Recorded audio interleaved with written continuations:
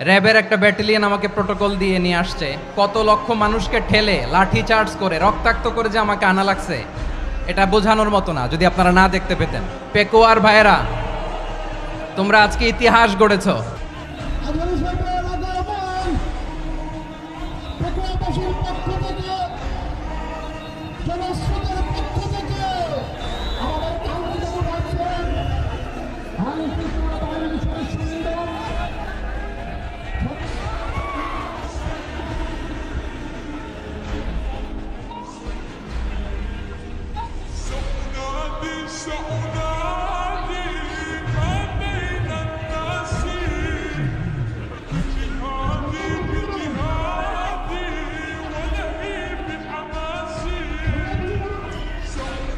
আসসালামু আলাইকুম ওয়া রাহমাতুল্লাহি ওয়া বারাকাতুহু। অন্যরা কেনাসন বেগুন গমাসন নে হর্ষবাজারের বেগুন চলি আসছেন পাল্লার।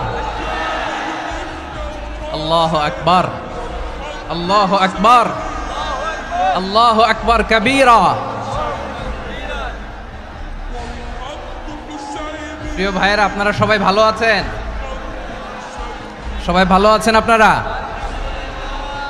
অনেক কষ্ট হয়েছে আপনাদের, আমি জানি। আর অল্প সময় একটু কষ্ট দিব। সকাল 10টা থেকে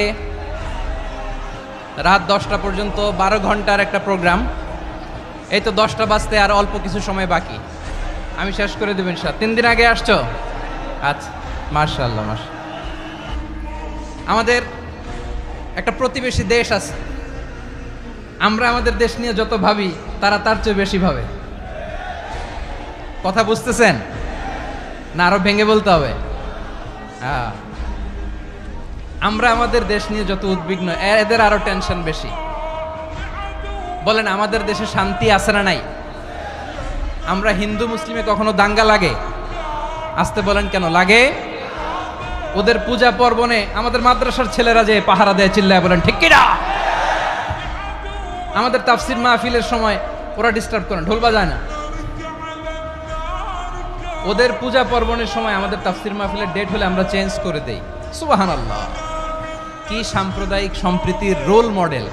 আর ওই বাংলাদেশের ব্যাপারে তারা অনেক ডিসইনফরমেশন ছড়াচ্ছিল। ভারতের অনেকগুলো গণমাধ্যম, আমি জেনারেলাইজ করব না, আমাদের প্রতিবেশী দেশের সব গণমাধ্যমকে আমি দোষ দিতে চাই না। অনেকগুলো গণমাধ্যম তারা ডিসইনফরমেশন শেয়ার করেছে।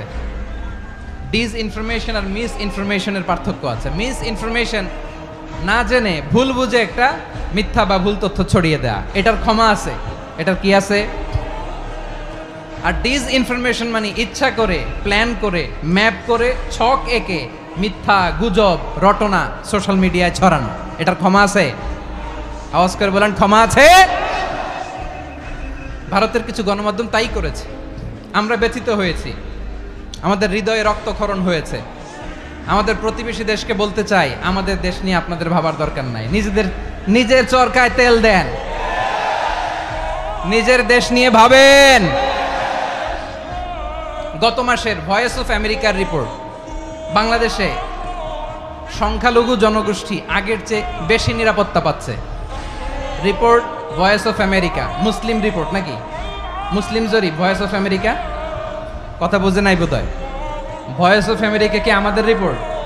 না, ভয়েস অফ আমেরিকার জরিপ, বাংলাদেশের সংখ্যালঘু জনগোষ্ঠী আগের চেয়ে ভালো নিরাপত্তা পাচ্ছে। শুধু এখানেই শেষ না, মাইক্রোসফটের একটা জরিপ শোনাই আপনাদেরকে। তারা সারা পৃথিবীতে গুজব, ভুয়া আর মিথ্যা নিউজ ছড়ানোতে কোন দেশ সেরা একটা রিপোর্ট করেছে। এর মধ্যে 1 নম্বরে এসেছে ভারতের নাম। মাইক্রোসফট তো মুসলমানরা চালায় না? কথা বোঝে নাই বোধহয়। প্রতিবেশী দেশকে বলবো, আপনারা নিজের চরকায় তেল দেন, আপনারাও শান্তিতে থাকেন, আমাদেরকেও শান্তিতে থাকতে দেন। সব চেঞ্জ করা যায়, প্রতিবেশী চেঞ্জ করা যায় না। আমাদের ল্যান্ড তাদের ল্যান্ড, পাশাপাশি। আমরা চাই তারাও সুখে থাক, আমরাও সুখে থাকি, ঠিক কিনা? কিন্তু প্রতিবেশী হলে বন্ধুত্বপূর্ণ আচরণ করতে হয়। প্রতিবেশী যদি বন্ধু না হয়ে প্রভু হতে চায়, এরকম দানব প্রতিবেশী কেউ চায় না। ভারত যদি বন্ধুত্ব উপহার দেয় আমরাও বন্ধুত্ব দিব, কি বলেন? তারা যদি বন্ধুসুলভ আচরণ করে আমরাও বন্ধুত্ব উপহার দেব, কারণ আমাদের পররাষ্ট্র নীতি হচ্ছে সবার সাথে বন্ধুত্ব, কারোর সাথে বৈরিতা নয়। আলহামদুলিল্লাহ বলেন, কত চমৎকার পলিসি আমাদের। আমরা নির্বিবাদী, আমরা বাংলাদেশিরা শান্তিকামী, we are proud of that. এজন্য আমরা গর্ববোধ করি আমাদের পররাষ্ট্র নীতি সবার সাথে বন্ধুত্ব, কারোর সাথে শত্রুতা নয়। তাই প্রতিবেশী দেশকে বলবো, আমার ভাইয়েরা, আপনারাও আমাদের ভাই, বন্ধুত্ব দিলে বন্ধুত্ব পাবেন। বন্ধুত্ব ইজ ওয়েলকাম, দাদাগিরি নয়। বন্ধুত্ব ওয়েলকাম, দাদাগিরি নয়, লাউড অ্যান্ড ক্লিয়ার। ভারত যদি বন্ধুত্ব দেখায় বন্ধুত্ব পাবে, কিন্তু ভারত যদি বাংলাদেশে আধিপত্যবাদ বিস্তার করতে চায়, বাংলাদেশের 18 কোটি জনগণ সেটা রুখে দেবে।